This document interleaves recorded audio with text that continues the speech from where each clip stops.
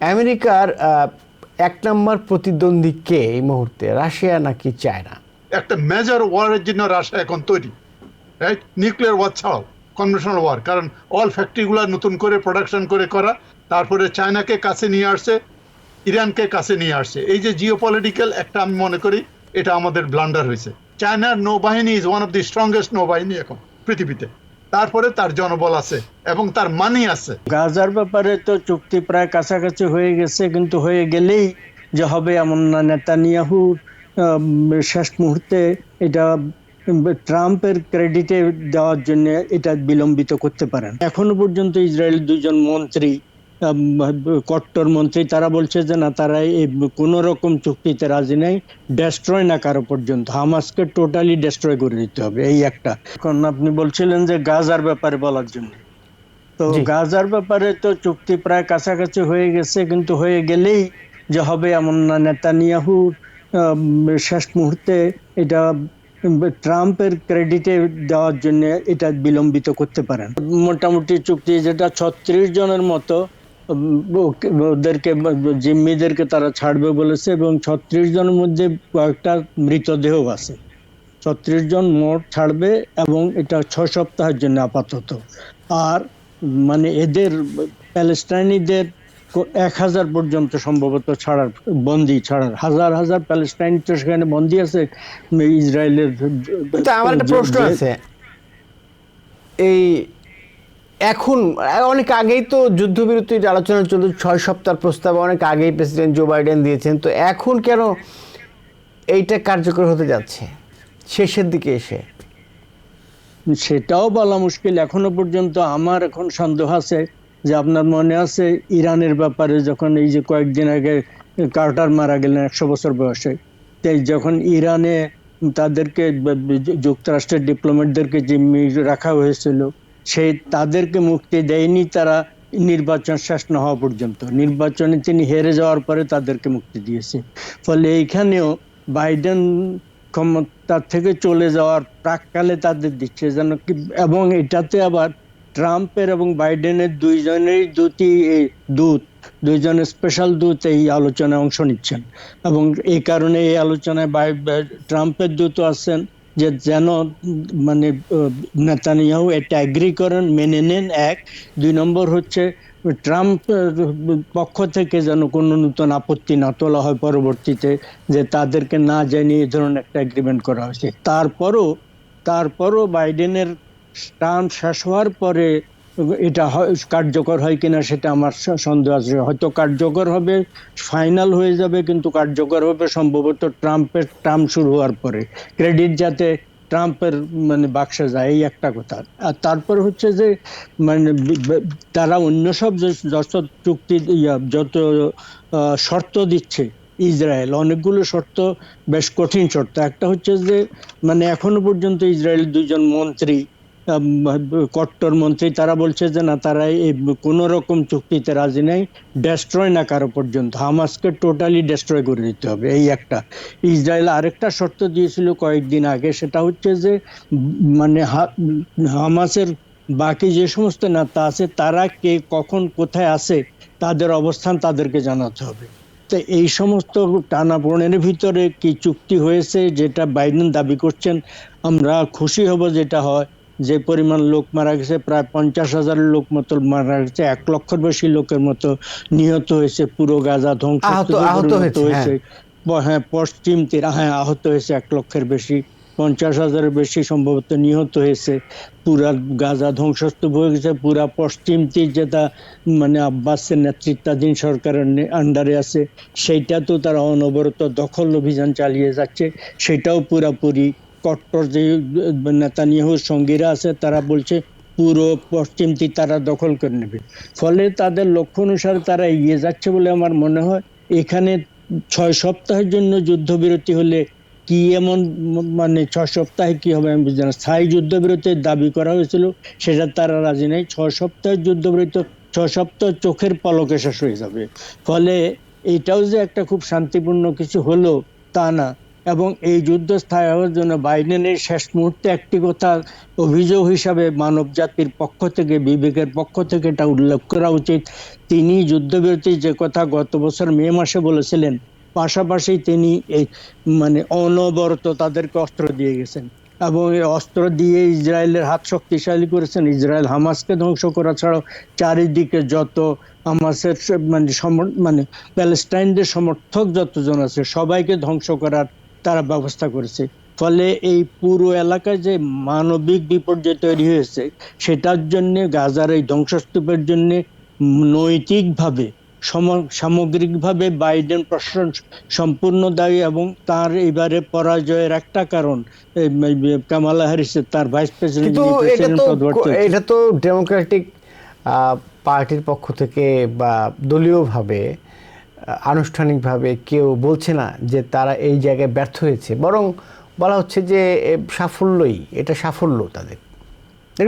সাফল্য এই যে যেভাবে মিডল ইস্টে হ্যান্ডেল করেছে, বিশেষ করে গাজা এবং ইসরায়েল পরিস্থিতি হ্যান্ডেল করেছে, হ্যাঁ, তারা তাদের দৃষ্টিভঙ্গি। কিন্তু এই দৃষ্টিভঙ্গিতে তিনি সাফল্য কি হলো? এই লক্ষ লক্ষ লোক আহত হওয়া, অর্ধ লক্ষ লোক নিহত হওয়া, একটা অঞ্চল ধ্বংসস্তূপে পরিণত হওয়া, আর একটা অংশ পুরো দখল হয়ে যাওয়া, এবং এখন সিরিয়ার অভ্যন্তরেও আবার কিছু অংশ এলাকা দখল করে নিচ্ছে ইসরায়েল। এটাকে যদি সাফল্য বলা হয়, যুক্তরাষ্ট্র যদি মনে করে যে ওখান থেকে পুরো প্যালেস্টাইনি অংশ বিলুপ করে দিয়ে বৃহত্তর ইসরায়েল গঠন করবে, সেটাই তাদের সুদূর প্রসারী নীতির অংশ, সেই দৃষ্টিভঙ্গি থেকে এটা সফল।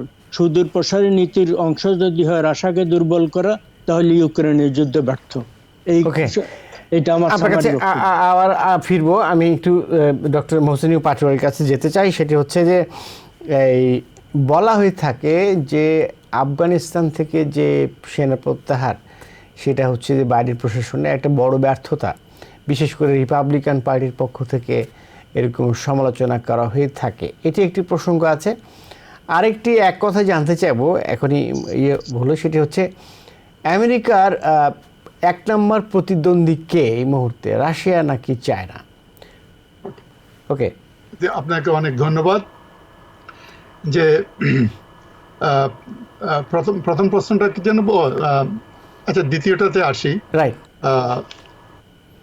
আপনি তো ওয়ার্ল্ড জিওপলিটিক্স তো দাবার চাল।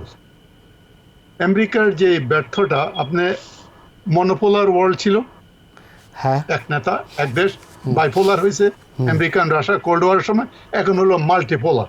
এখন 3টা মেজর পাওয়ার আছে। আমেরিকান ব্যর্থতা হলো এই যে ইউক্রেন ওয়ারে আপনি 2টা মেজর পাওয়ারকে কাছাকাছি নিয়ে গেছেন, রাইট? তাদের ইন্টারেস্টটা কাছাকাছি আসছে, নিয়ে গেছেন। এটা হলো আমেরিকার ফরেন পলিসির একটা ব্যর্থতা। আর এই ব্যর্থতার মধ্যে আমি বলি যে রাশিয়া যে বেনিফিটেড হয়েছে, যে রাশিয়ার যে অস্ত্র ভান্ডার নতুন করে তৈরি করা, একটা মেজর ওয়ারের জন্য রাশিয়া এখন তৈরি, রাইট? নিউক্লিয়ার ওয়ার ছাড়াও কনভেনশনাল ওয়ার, কারণ অল ফ্যাক্টরিগুলো নতুন করে প্রোডাকশন করে করা, তারপরে চায়নাকে কাছে নিয়ে আসছে, ইরানকে কাছে নিয়ে আসছে। এই যে জিওপলিটিক্যাল একটা, আমি মনে করি এটা আমাদের ব্লান্ডার হয়েছে। আর মেজর যদি আপনি মনে করেন, যুদ্ধে কি লাগে, শুধু নিউক্লিয়ার ওয়ার তো হয় না, জমি দখল করার জন্য, হাঁটার জন্য লোকও লাগে। সেই দিক থেকে যদি আপনি চিন্তা করেন, চায়না ইজ দি নাম্বার, আমি এনিমি বলবো না, number 1 competitor in the world, right? আমি বিভিন্ন কারণে, একটা কারণ আমি বলি, আমি কিছুদিন অন্য একটা বক্তৃতা দিতেছিলাম অন্য জায়গায়, আমি দেখেছি 89.5 আমেরিকার আপনার এভারেজ আইকিউ 89.5, রাইট? এভারেজ বলতে আপনার ধরেন অ্যারাউন্ড 100 আইকিউ ইন্ডেক্স আর কি। আর চায়নার হলো এভারেজ 1.4, সরি 104, বুঝতে পারছেন? 104, আচ্ছা 104 এভারেজ আইকিউ আর কি। এই যে লোকগুলা যে আগে আসতেছে, 1.4 বিলিয়ন লোকের মধ্যে এভারেজ হলো 104, আর 330 মিলিয়নের মধ্যে এভারেজ হলো ধরেন 89, আমি ধরলাম 100, রাইট? তারা তো ইন্টেলেক্ট, বুদ্ধিমত্তা, নাম্বারে তার আগে আছে। যুদ্ধ করলে শুধু নিউক্লিয়ার ওয়ার না, নিউক্লিয়ার ওয়ার তো তাদেরও আছে। চায়নার নৌবাহিনী is one of the strongest নৌবাহিনী এখন পৃথিবীতে। তারপরে তার জনবল আছে এবং তার মানি আছে। আমাদের মতো $37 ট্রিলিয়ন ডেট নাই, রাইট? এই জিনিসগুলো আপনাকে দেখতে হবে। China is the formidable force in future. আর আমি বলি না ফরেন ফোর্স হলে তাদের সাথে যুদ্ধ করে, সেটা আমি চাচ্ছি না। কে হারবে কে জিতবে ওটা আলোচনার বিষয় না, কারণ কেউ হারবে, কোনো যুদ্ধে কেউ জিতে না। যে যারাই ইনভলভ হয় তারা সবাই হারে। আমরাও হারছি ইউক্রেনে, ইউক্রেনটা তো ডেফিনেটলি হারছে, রাশিয়ানরাও তাদের কিছু লোক হারিয়েছে, রাইট? কিন্তু মাঝখান দিয়ে কি হয়েছে, মাঝখান দিয়ে সবাই মানে একটা ইউরোপিয়ান ইউনিয়নের মধ্যে একটা ডিসরাপশন চলে আসছে। তো এই জিনিসগুলো আর কি, সব চায়নাকে আমি মনে করি নাম্বার ওয়ান প্রতিদ্বন্দ্বী আমি বলবো, আমি এনিমি বলবো না, রাইট? তাদের সাথে আমাদের যুদ্ধ হয় নাই, কিছু হয় নাই, আমরা যত কথাই বলি। আরেকটা প্রশ্নটা কি করছিলেন যেন আপনি? আচ্ছা, এখানে একটি প্রসঙ্গে ক্রমে বলে নেই, সেটা হচ্ছে যে এই যে আপনি বললেন যে কম্পিটিটর, প্রেসিডেন্ট বাইডেন কিন্তু এই কম্পিটিটর শব্দটা ব্যবহার করেছেন এবং তিনি বলেছেন যে এই জায়গা থেকে চায়না যাতে আমেরিকাকে টপকে নাম্বার ওয়ান পজিশন নিতে না পারে সেইটা সম্ভব করেছে তার প্রশাসন। এটা তিনি বলেছেন আজকে যে পররাষ্ট্র মন্ত্রণালয় বা স্টেট ডিপার্টমেন্ট যে বক্তব্য রেখেছেন সেখানে তিনি বলেছেন। এখন এই কন্টেইন করা, চায়নাকে নিয়ন্ত্রণ করে রাখা, একটু অন্য ভাষায় বললে দাবিয়ে রাখা, সেটা কি আসলে কতখানি ঠিক জিনিস? সেটা হয়েছে, আপনি দাবাই তো রাখতে পারবেন না, কতগুলো জিনিস আছে। তা আপনার semiconductor export very high, semiconductor এক্সপোর্টের উপরে ব্যান আছে, বুঝতে পারছেন? তারপরে চায়নার যে এই যে হাওয়াই যে টেলিফোন আছে, ভেরি স্মার্টফোন, ওগুলা ইম্পোর্টের উপরে প্রতিবন্ধকতা আছে, বন্ধ করে দিছে। এই কতগুলো জিনিস করে এখন হয়েছে কি, আপনাকে যখন আমি কোনো সুযোগ না দেই তখন আপনি কি করবেন?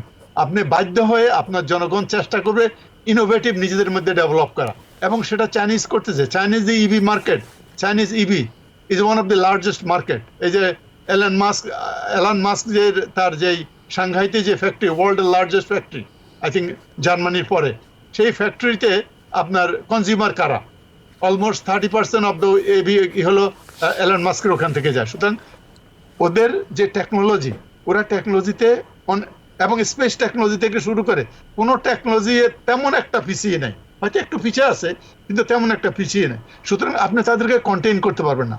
জনগণ আছে, টেকনোলজি আছে, মানি আছে, হাউ ইউ স্টপ দেম? এখন এটা আমার মনে হয় এই জিনিসগুলো আমাদের, কম্পিটিশন ইজ গুড, কারণ কম্পিটিশন করলে আপনি ভালো ইনোভেশনটা ভালো হয়, রাইট? এবং সেই ইনোভেশন করার জন্য আপনার ব্রেইন দরকার।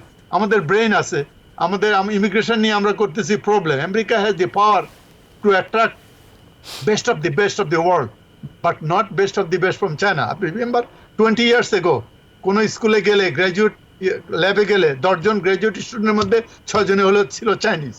এখন আপনি যান, আপনি সেটা দেখবেন না। এবং ফরেন স্টুডেন্টের মধ্যে চায়না এখন সেকেন্ড, ফার্স্ট হলো ইন্ডিয়া, বুঝতে পারছেন? সুতরাং তারা আস্তে আস্তে সেলফ সাফিসিয়েন্ট হয়ে গেছে। 20 বছর আগে জার্নাল খুললে ভালো একটা পাবলিকেশন পেতে কষ্ট হইতো from Chinese origin. Now they have tons, they are some of the top universities in the world. তো এই যে জিনিসগুলা, আর ফরেন রিলেশনে এই যে লোন দেওয়া, ট্রিলিয়নস অফ ডলার লোন দেওয়া, আফ্রিকাতে ধরেন, আপনি ইয়েতে ধরেন, বাংলাদেশের ইনভেস্টমেন্টে ধরেন, আপনি ইয়েতে ধরেন, সাউথ আমেরিকায় ধরেন, রাইট? হ্যাপি রোড অ্যান্ড কি যেন একটা দিয়েছিল, রোড অ্যান্ড বেল্ট ইনিশিয়েটিভ, হ্যাঁ, road and belt, billions of dollar যে ইনভেস্ট করছে বিজনেসের জন্য। আমার মনে হয় তাদের সাথে আমাদের ওই কম্পিটিশনে থাকা উচিত, কনফ্লিক্টে না যাওয়াই ভালো, আমি মনে করি। আর রিজিওনাল যেটা আপনি বললেন, রিজিওনাল ইনফ্লুয়েন্স, ওই যে মনরো ডক্টরিন সেই 17 কথা, সে বলছিল যে রিজিওনাল ইনফ্লুয়েন্স মানে আমরা এখানে আছি, এই নর্থ আমেরিকান কন্টিনেন্ট, এটা হলো আমাদের এখানে ইউরোপিয়ান পাওয়ার যেন এখানে এসে করতে না হবে, এই ডক্টর। রাইট।